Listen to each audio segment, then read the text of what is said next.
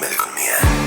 Conoce los planes económicos de Claudia Sheinbaum en voz de Irving Rojas, asesor económico de la campaña presidencial de la coalición Morena, PT y Partido Verde de México. No te pierdas el episodio de Cuéntame de economía.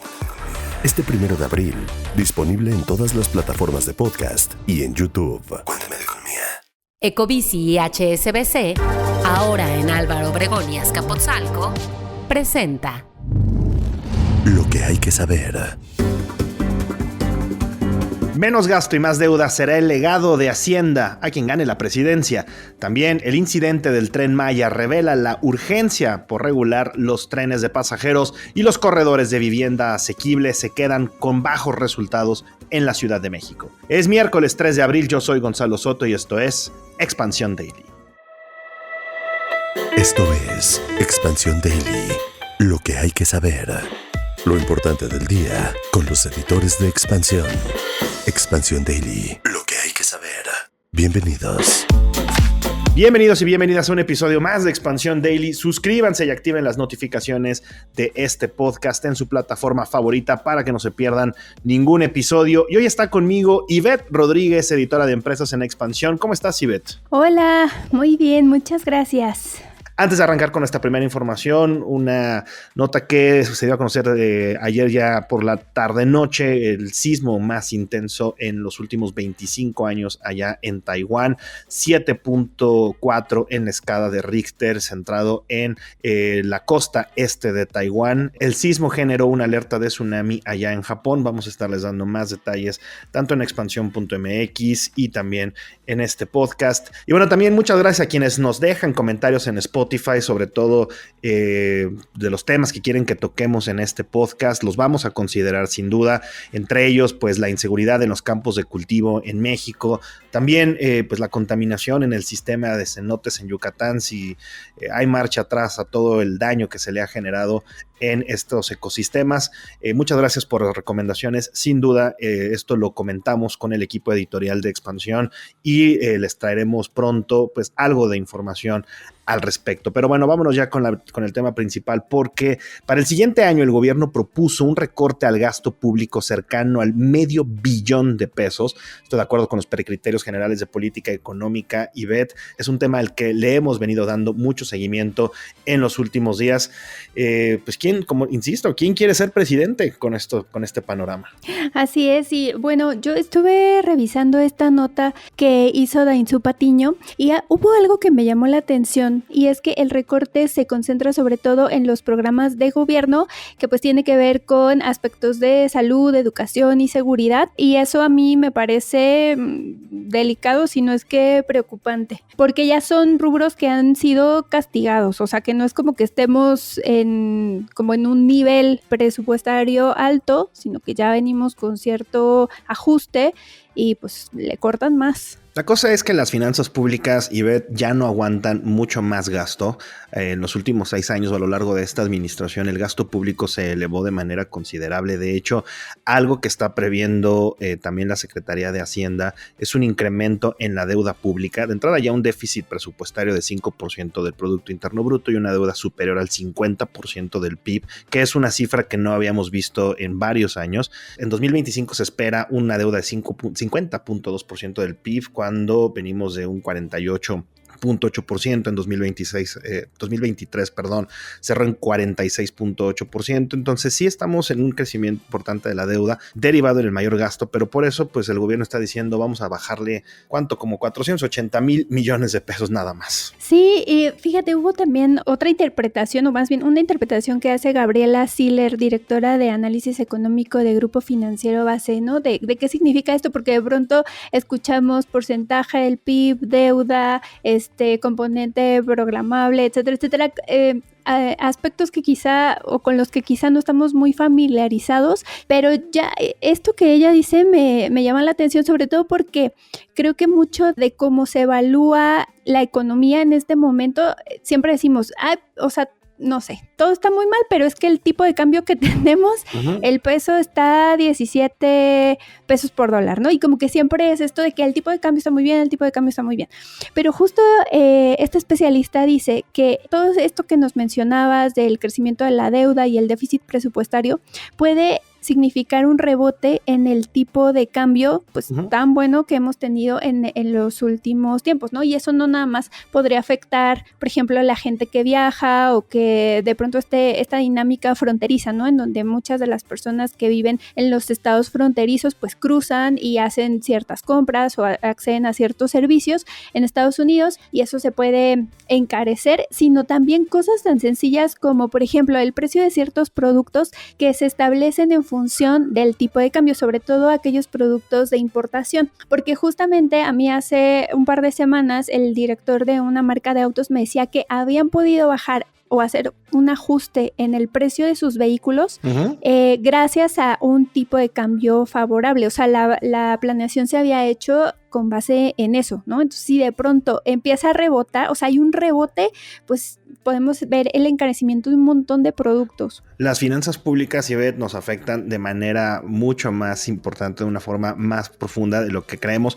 Vamos a seguir dándole al análisis de esta planeación que hace Hacienda hacia el 2025.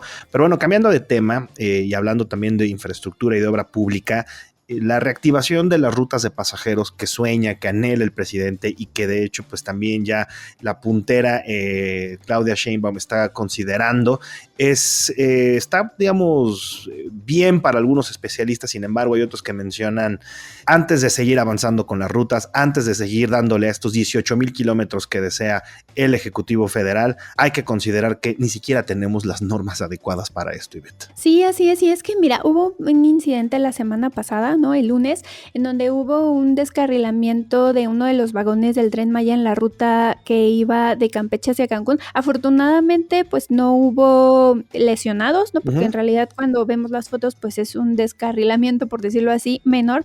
Sin embargo, sí revela los retos que hay, porque no nada más es como retos de hay que terminar de abrir los tramos pendientes, o hay que habilitar las estaciones, o hay que un poco agilizar quizá, ¿no? La velocidad, que creo que ha sido otro de los comentarios recurrentes, que por qué va tan lento o por qué es tan lento el viaje en el tren. Más allá de eso, sí hay un tema pendiente, que justo lo que decías es el tema de esta regulación específica para los trenes de pasajeros, porque sí hay normas oficiales mexicanas, pero que sobre todo han estado enfocadas en los trenes de carga, porque recordemos que pues básicamente los kilómetros de vía que se tienen concesionados en México pues se utilizan para eso, para el movimiento de carga, más no de pasajeros. Entonces, con estas propuestas, ¿no?, que hay de habilitar nuevas rutas, pues sí es un gran tema pendiente. Y además de que no tenemos en estos momentos actualizados muchas de estas normas, como mencionabas, los deseos presidenciales o los deseos desde el gobierno no han encontrado eco o no se han empatado con las normas requeridas. Y bueno, ya saben que aquí hicimos una serie sobre el Tren Maya, lo pueden encontrar en todas las plataformas de audio aquí donde nos están escuchando. Tren Maya, la promesa del sureste, donde hablamos si es un proyecto rentable o no y de los conflictos que hubo alrededor de esta obra. Y siguiendo con el tema de infraestructura, Ivette, un gran pendiente aquí en la Ciudad de México que cómo urgía y cómo urge ahora más que nunca los corredores de vivienda asequibles que se lanzaron por allá de 2019 por el gobierno capitalino para impulsar inmuebles de hasta 1.4 millones de pesos. Híjole, aquí Shelma Navarrete nos decía que se quedaron cortos, el verdadero adjetivo era pero cortísimos, porque se han construido menos de 4% de la meta original. Sí, y fíjate que creo que en el papel no era una mala idea, ¿no? Este programa de regeneración urbana y vivienda incluyente, que justo como dices, se lanzó al principio de la actual administración. Y a mí me parece, ya revisándolo, era una buena idea, pero el problema es que creo que no resultó atractiva para los desarrolladores, ¿no? Y creo que eso también coincide con este fenómeno que tuvimos posterior a la pandemia, de los llamados nómadas digitales, en donde la posibilidad que de pronto se tuvo de poder trabajar vía remota desde cualquier parte del mundo, pues generó la llegada de o incluso la movilidad interna, ¿no? Personas que a lo mejor vivían, qué sé yo, en otro estado, decidieron venirse a vivir a la Ciudad de México y desde aquí trabajar, o personas que venían incluso desde otros países. El llamado fenómeno de la gentrificación, ¿no? Porque además se establecían en puntos muy, ¿cómo decirlo? O sea, en colonias muy céntricas. De alta demanda. Exacto, O sea, sí. Colonias de alta demanda, y que justo, a ver, el programa de regeneración urbana y vivienda incluyente, el famoso PRUVI, que lo presentaron, insisto, en noviembre de 2019, estamos hablando poco antes de la pandemia, ya comenzaban a haber señales importantes de gentrificación, y lo que buscaban era poner vivienda asequible a los capitalinos con precios, digo, suenan maravillosos, entre 450,000 y 1.2 millones de pesos, con un mínimo de 45 metros cuadrados. Ya después el gobierno modificó el programa en 2022 para hacerlo más atractivo a los inversionistas y los constructores, y bajó de 30% a 20% el porcentaje de viviendas por proyecto que debían ser asequibles, y subió el tope de precio de 1.1 a 1.4 millones de pesos. Aún así, como dices, nunca se empató el interés entre los desarrolladores y lo que pretendía el gobierno. Lo cierto es que cómo urge la vivienda asequible en la Ciudad de México. Sí, y es que también yo sí he visto edificios enteros que se construyen, pero ya están destinados para Airbnb. Plataformas como Airbnb, ¿no? O sea, porque claro, lo que tú puedes obtener por la renta de esos inmuebles, ya sea por periodos cortos o incluso por periodos prolongados, o sea, me refiero a meses, 3, 4 meses, es mucho más que lo que a lo mejor una familia, una pareja, incluso una persona, ¿no? Puede pagar con una hipoteca, digamos, tradicional o convencional. Entonces eso, pues sí, digamos que era más atractivo para los desarrolladores construir este tipo de inmuebles que la vivienda asequible. Pues sí, se perdió el programa, pero sigue siendo un problema, ¿no? O sea, un gran problema, porque no hay vivienda, sobre todo pues para las generaciones más jóvenes. O sea, es casi un sueño, ¿no? Poder acceder a una hipoteca. A una casa, a un departamento, incluso rentado, se ha vuelto una odisea para muchos capitalinos y para muchas personas que desean vivir aquí en la Ciudad de México, que fueron desplazadas de colonias céntricas por el fenómeno de la gentrificación. El programa, de hecho, se trató de ampliar de 12 corredores a 23 en 7 zonas de desarrollo en la ciudad. Puntos pues muy populares como la Calzada de Tlalpan, la Zona Rosa, Calzada Ignacio Zaragoza, Circuito Interior, que pues desafortunadamente no dieron para poder extender este proyecto. Y de hecho, es tanto un problema esto que está sucediendo con la vivienda en la Ciudad de México, que los candidatos y la candidata a la jefatura de gobierno de la Ciudad de México han puesto sobre la mesa varias iniciativas en materia de vivienda. Pero aquí el problema, de nuevo, cuando revisamos o se le pone tantita lupa a los programas, pues muchas de estas propuestas no necesariamente pasan con las mejores notas para los especialistas. Sí, porque de nuevo, ¿no? O sea, son como ideas que en algunos casos podrían ser incluso ideas sueltas, pero ahora sí que nos dicen el objetivo, pero no cómo se va a lograr, ¿no? O sea, por ejemplo, Clara Burgada, que es la candidata de la coalición Sigamos Haciendo Historia, ella propone que se vigile la no repetición de prácticas fraudulentas y corruptas por parte del cártel inmobiliario. Ok, sí, pero ¿cómo, no? ¿Cómo se va a vigilar eso? O aumentar progresivamente el presupuesto de vivienda, pero si estamos viendo que, por ejemplo, en el presupuesto, y esto ya a nivel federal, ¿no? Se está recortando pues justo todo el tema de programas sociales, entonces es un poco incluso contradictorio.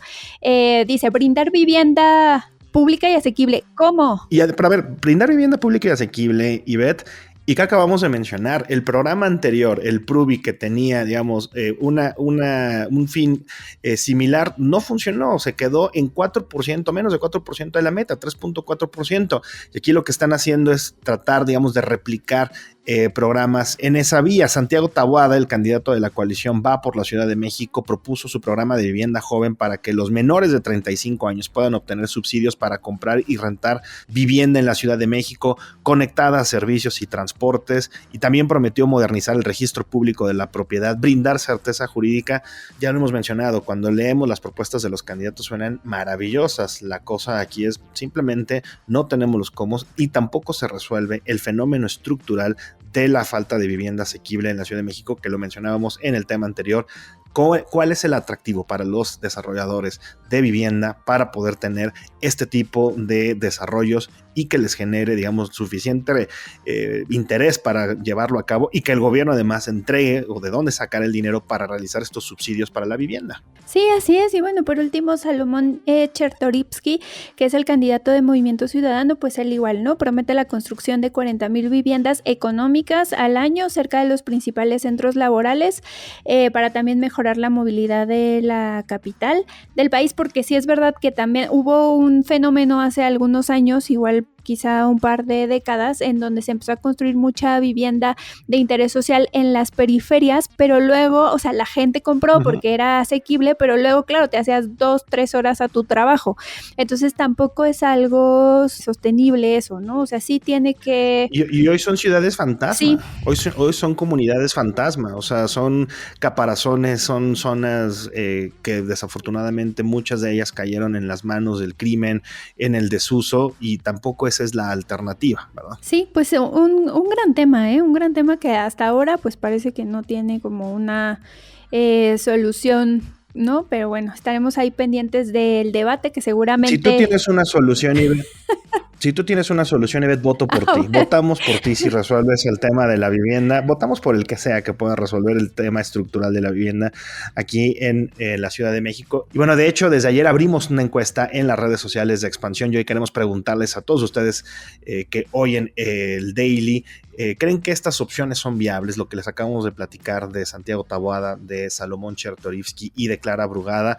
Díganos en la encuesta que les dejamos en el episodio aquí en Spotify o en los comentarios en cualquiera de las plataformas en la que nos escuchan. Por lo pronto, en redes, 68% de nuestra audiencia dice pues que no ve viable nada de esto que están diciendo. 7 de cada 10 dijeron esto pues nomás no va a funcionar. Pero bueno, por ahí tenemos buenas noticias, sobre todo por una fibra que compró un portafolio de naves industriales y esto lo aplauden quienes sí creen en el nearshoring. Aunque a veces parezca, no todo está perdido. Y ahí te va, porque este fideicomiso adquirió 8 inmuebles localizados en Nuevo León, esto con el fin de aprovechar la relocalización de empresas. Fibra Monterrey realizó un gasto aproximado de $206.6 millones para esta operación, que sin duda le cae muy bien a esta entidad, que en los últimos años ha tenido resultados bastante interesantes en términos de atracción de inversiones y de capital. Oye, pues nada más y nada menos, ¿no? Que Tesla, que creo que ha sido de las inversiones más sonadas en la entidad, y que eso ha generado pues justo una oleada de otras compañías que han mostrado interés en invertir en la entidad, un poco sí atraídas, porque incluso algunas de ellas pues son proveedores de esta armadora y que han llegado ahí atraídas por este proyecto, que bueno, la verdad es que hasta ahora pues está ahí un poquito detenido, pero bueno, no es el único, o sea, también la industria manufacturera, de componentes electrónicos y la industria de tecnología pues han apostado por Nuevo León, y justamente esta fibra que apostó por este portafolio de naves industriales pues ahora va a tener 8 naves con una superficie de 347,714 metros cuadrados y con un promedio de 2 años de antigüedad. O sea, me parece pues, un portafolio bastante interesante. Es muy grande y sobre todo muy atractivo, ya lo decías, para las empresas que sí le han apostado a la entidad para el tema de la relocalización. Sin duda, también la adquisición nos muestra que hay apetito, por lo menos para el tema de infraestructura de mediano y largo plazo. Sí hay quienes tienen bastante fe de que serán suficientes las empresas y suficiente la demanda de este tipo de servicios. Pero bueno, Ivette, ya con esto llegamos al cierre de nuestro episodio de miércoles. Muchas gracias por habernos acompañado. No, muchas gracias, y pues ahí estamos pendientes. Oye, voy a seguir el tema de la vivienda ahora en el debate, a ver qué tal.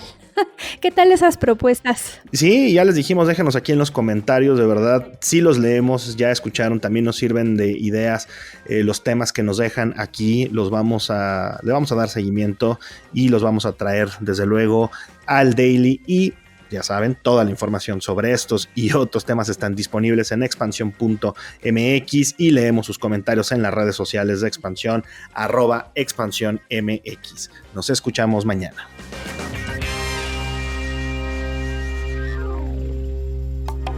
Expansión Daily. Escucha un nuevo episodio lunes a viernes a partir de las 6 de la mañana. Expansión Daily es un podcast de Expansión. Este episodio llega a ti gracias a rss.com, el podcasting hecho simple. Ecobici y HSBC, ahora en Álvaro Obregón y Azcapotzalco, presentó.